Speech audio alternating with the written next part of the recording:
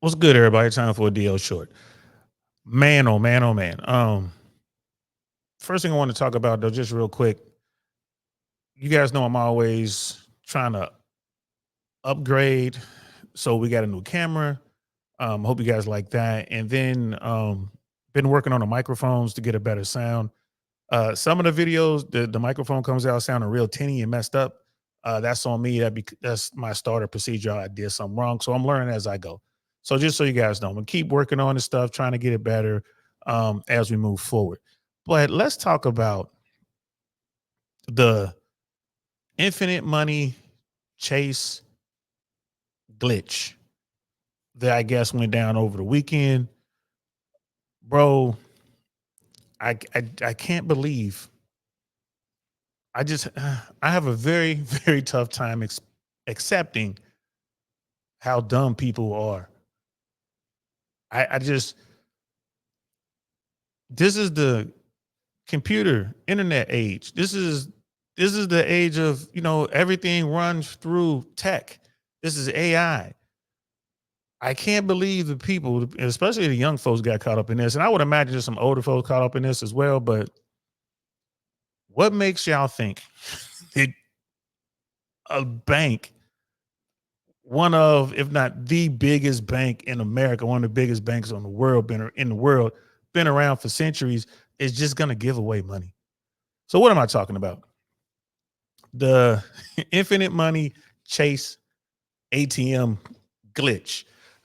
So what people were doing is they were writing bad checks, basically depositing said check into their Chase banking account via an ATM and withdrawing large sums of money that they don't have. Right. This was what people used to do back in the 80s and 90s. It was called floating a check. They'll write a check knowing it takes, 3 to 5 days, business days for that check to clear. And they know money is about to be in the account the next day or a couple days. They know payday is Friday. I'm going to float this check on Wednesday or Thursday. And by the time everything clears, my money will be there. So you're basically and that's illegal, by the way. Floating checks were illegal, but that's what people were doing back in the day. And then now everything is automated as one big system. Your employer pays you directly via your bank account, no matter who you work for. That's how people do it. There are still folks out there who pay cash, but those are normally folks who working off the grid for whatever reason, maybe in the country illegally, whatever. There's tons of reasons why people want that under the table money, but the vast majority of Americans, when you get a job, you got to link a bank account. If you're driving Uber or if you're doing um, Postmates or whatever, those running foods and stuff like that, whatever you're doing, even your side hustle, people are going to want an account to drop money into. So I guess on TikTok, people were telling other folks to basically write a check on your account and then withdraw all this money.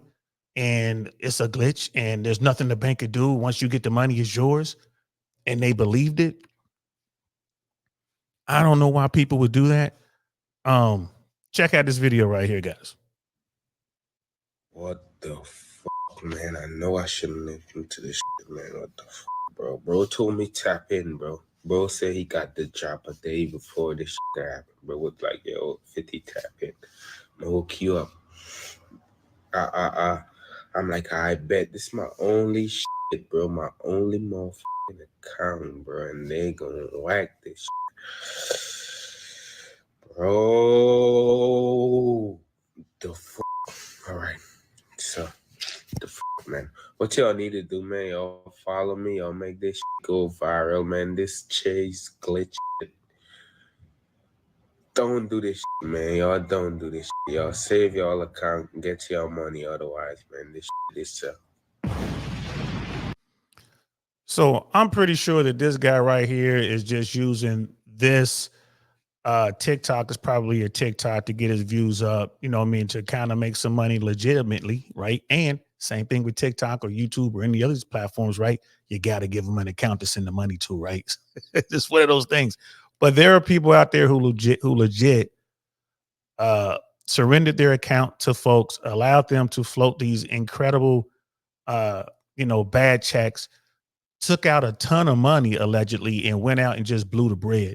Just went out shopping sprees, maybe popping bottles, going out buying whatever, maybe some jewelry or whatever, just doing dumb stuff with it. Now, my thing is, like, when you think about it, like, why are people doing this?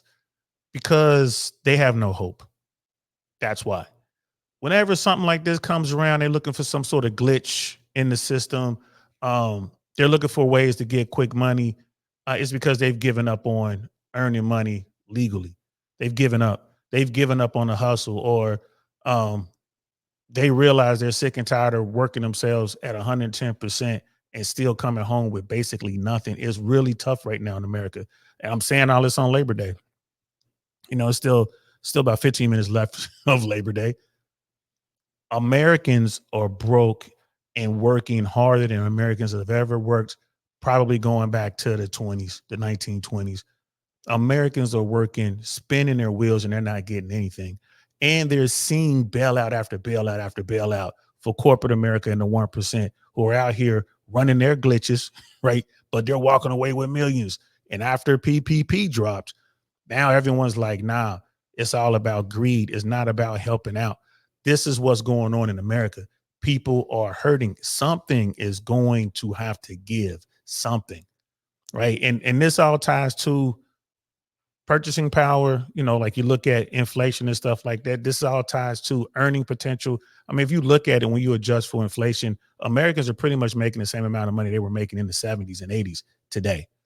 That's pretty much it. Whereas corporations and the 1% wealthy people, they've never been richer.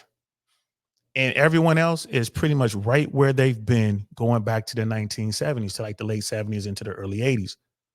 This is a problem. Look at how much it costs to buy a house these days, right? The median house in America is $400,000, right? The median household income in America is right around between 70 and $90,000 a year. Household, two incomes. Think about that. The average individual, like the median income, I think individual American, the median is around 70,000, I think, or maybe that's the average. But anyway, you get my point. Right? How much is a car today? How much is a Honda Accord? How much is a Honda Civic? How much is a Toyota Camry or Corolla? Do they even make Corollas anymore? How much is a Kia? The average car is around $50,000, somewhere between 49 and like maybe $59,000 for the average vehicle. What are interest rates right now? Americans can't afford their house or to buy a house. They can't afford a car. And if they do have a house and a car, insurance. Insurance is through the roof. Homeowners insurance, auto insurance is through the roof. Right? We haven't just those three things right there. The average rent in America is around $2,000. The average house note is around 31, between 31 and $3,500 a month. Right? Then you tack on insurance to that. Insurance down here in Florida, like in Texas and California, is going through the roof. In some cases, insurance has gone up, 30, 40%. Right? And add to all that Americans are working as hard as they possibly can. Just about everyone I know has one primary job, one part-time job, and some sort of side hustle. Think about that. And it's not enough. And we're not just talking about people who are single. We're talking about married folks. How can you afford your children? How can you afford to pay for whatever they need for school, buy clothes, buy food, get braces, things of this nature? America's in trouble. So when someone comes along and says, hey, there's a glitch at a bank, all you got to do is, deposit a check in your ATM using your ATM. That money's going to hit right away and just take all the money out. And then no one's going to be able to come and get you. You're not going to get in trouble. There's nothing they can do. The bank just has to take the L. Like, nah, bro, that's called wire fraud. And you can do some time in jail for that. And if TikTok is correct, if this is a real thing, in fact, it got so bad that representatives from JP Morgan Chase was online making statements saying this is fraud. If you do it, you'll be prosecuted to the fullest extent of the law. And what they're gonna do, like you saw that video clip, old boy saying negative $10,000 in this account or whatever. The bank could give you a few days to pay that money back. And if you don't pay that money back, here come the police and they're going to tell you you have a right to remain silent. So if you did do that, you need to go get yourself a lawyer. Hopefully you can pay the lawyer with the money you stole from the bank, right? And they can kind of maybe knock this down for you. Just, you know, cop some sort of plea. Like, Your Honor, this person was just stupid, deranged, stressed, temporary insanity. They're working really hard. They can't figure it out. They made a mistake, Your Honor. Can you please help us out? I can't believe it. But that's it, guys. The infinite money chase glitch is nothing but fraud.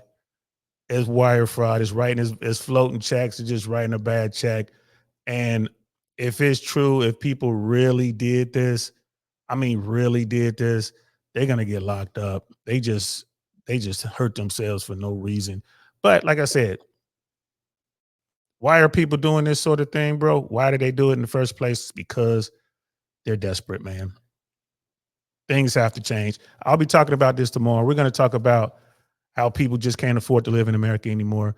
It's going to be a pretty good show. It'll be 5 p.m. Eastern Standard Time right here on our Really Want to Know podcast. I hope to see you guys then. I'm DL Saint. I'll talk to you later. Peace.